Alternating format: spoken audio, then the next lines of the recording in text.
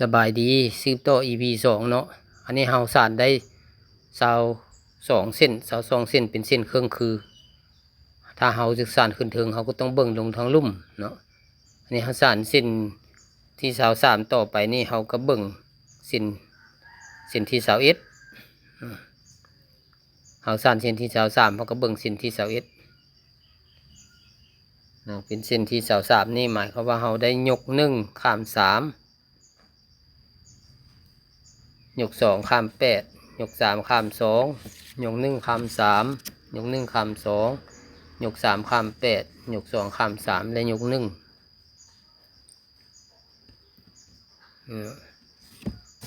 วันนี้เส้นต่อไปเส้นที่24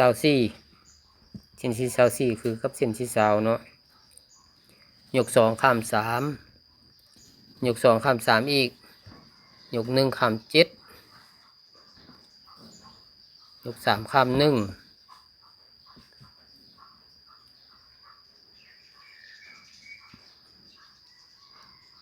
เอาเบิ่งตัวเก่าไปนำก็ได้เนาะยก3ข้าม7ยก1ข้าม3ยก2ข้าม3และยก2อันนี้เป็นเส้นที่24เนาะวันนี้เส้นต่อไปนี่เป็นเส้นที่25เส้นที่25ก็คือกับเส้นที่19เนาะยก3ข้าม3ยก4ข้าม7ยก3ข้าม1ยก1ข้าม1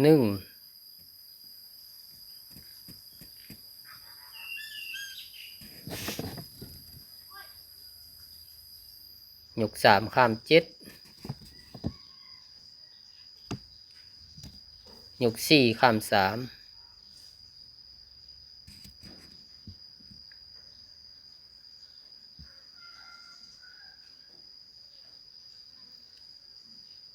และยก3สุดท้ายยก3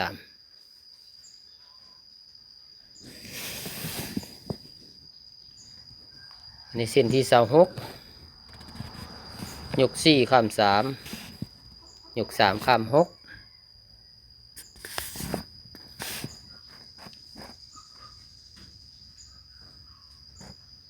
ยก3ข้าม2ยก1ข้าม2ยก3ข้าม6ยก3ข้าม3และยก4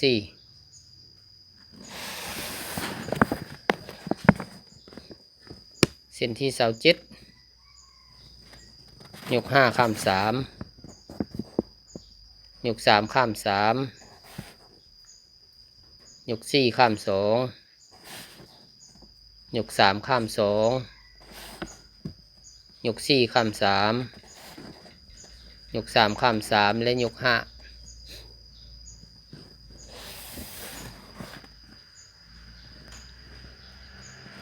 เส้นที่28ยก6ข้าม3ยก8ข้าม3ยก3ข้าม3ยก8ข้าม3แล้วก็ยก6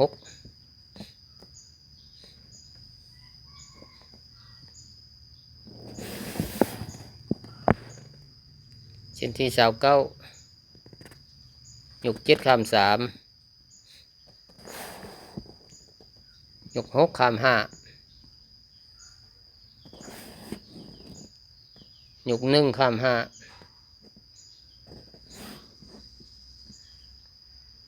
ยก6ข้าม3และยก7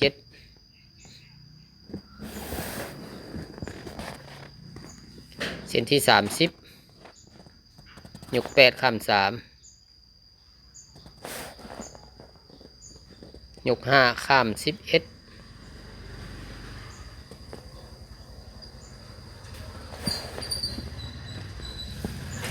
ยก5ข้าม3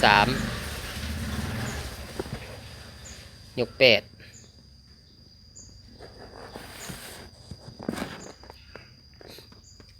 เส้นที่31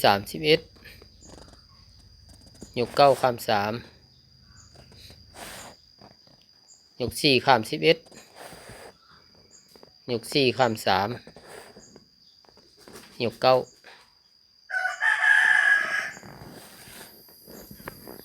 เส้นที่32ยก10ข้าม3ยก4ข้าม2ยก1ข้าม3ยก1ข้าม2ยก4ข้าม3ยก10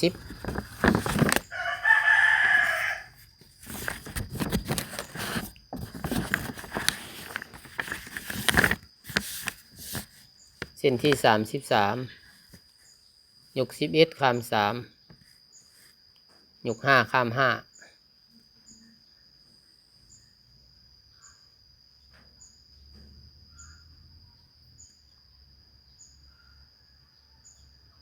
ยก5ข้าม3ยก11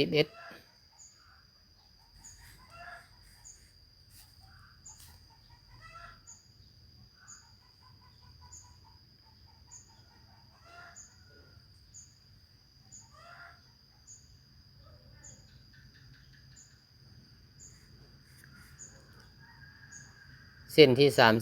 34ยก12ข้าม3ยก4ข้าม5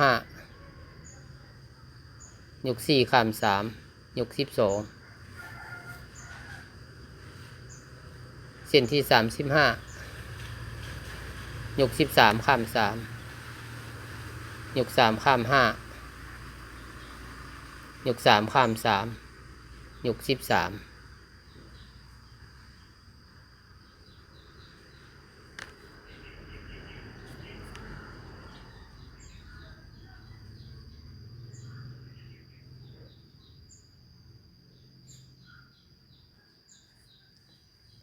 เส้นที่36ยก14ข้าม3ยก3ข้าม3ยก3ข้าม3อีกยก14เส้นที่37ยก15ข้าม3ยก3ข้าม1ยก3ข้าม3ยก15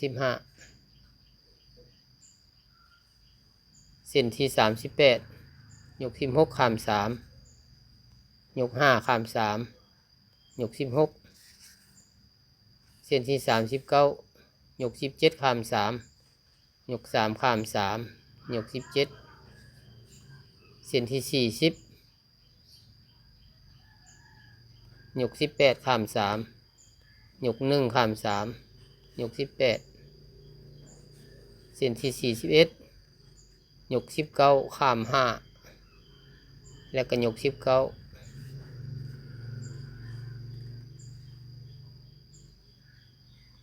เส้นที่42ยก20ข้าม3แล้วก็ยก20เส้นสุดท้าย43ยก21ข้าม1อันนี้ยังเป็นเส้นที่12อยู่เนาะเส้นที่13เส้นที่42อยู่เนาะบัดนี้เส้นที่43นี่มันข้าม1ตัวเดียวเครื่องกลางนั้น2ข้างก็ยก21ข้าม1แล้วก็ยก21เนาะเป็นเส้นที่43เส้นสุดท้ายเนาะไปหลาย3อีกก็ได้ทางคอกมันเนาะให้เป็นหลาย3 2สั้นมีขอบ2สั้นก็ได้สำนี้แล้วเราก็จัดแปลงเข้าเราแปลงเข้าก็จะได้ลายออกมาแบบนี้เป็นลายใบไม้นะสวยงามพี่น้อง